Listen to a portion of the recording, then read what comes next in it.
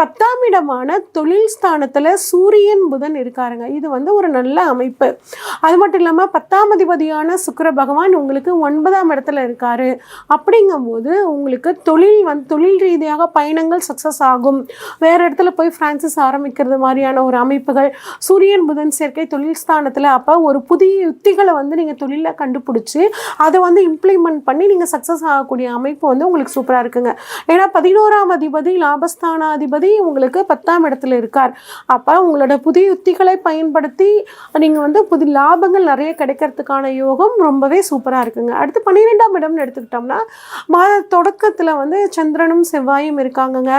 நிலம் வாங்கக்கூடிய யோகம், சொத்துக்கள் வாங்கக்கூடிய யோகம், கூட பிறந்த சகோதரர்களுக்காக கொஞ்சம் பொருளை வாங்கி கொடுப்பீங்க.